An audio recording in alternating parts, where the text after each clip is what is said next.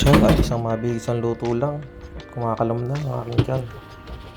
Ayun na nga, naglabas lang ako ng 4 na hiwa ng pork steak dyan.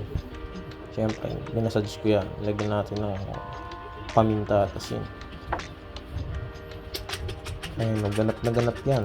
Para mo naman talaga marunong magluto eh. By the way, hindi ko alam kung ang tawag sa niluluto ko.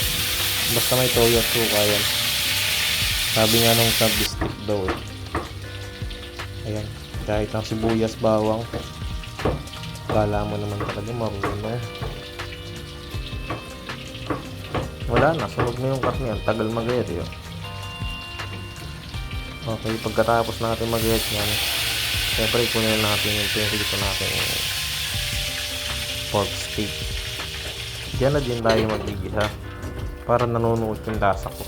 Yung lasa ng baboy. Ayan.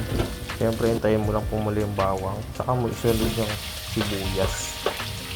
Ganyan yung magluto. Parang si Tito Otis. Ayan, pag mapula na yung sibuyas sa bawang, saka mo ngayon ilagay yung pork steak.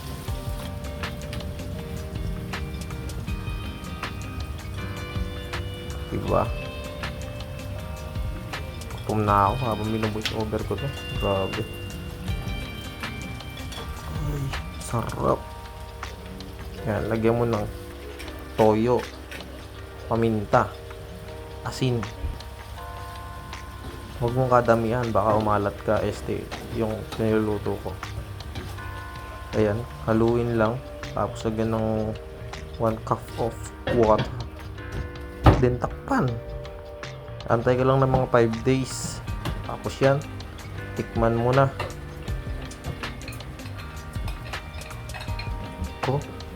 Klaseng masarap. Napasuntok eh.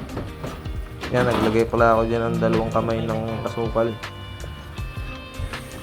Tapos hinalo ko lang ulit. Tapos saka ko ulit tinimusan. Kung pasado na ba sa akin. Klaseng okay na. Siyempre, kailangan natin ng tikim ng kasama. Sabi niya, pwede na daw ako mag-asawa dyan. Isawahin ko na kayo isa dyan. Ayan, siyempre, pinatay ko na. At siyempre, kakain na ako. Bahala na kayo dyan. Salamat sa panonood.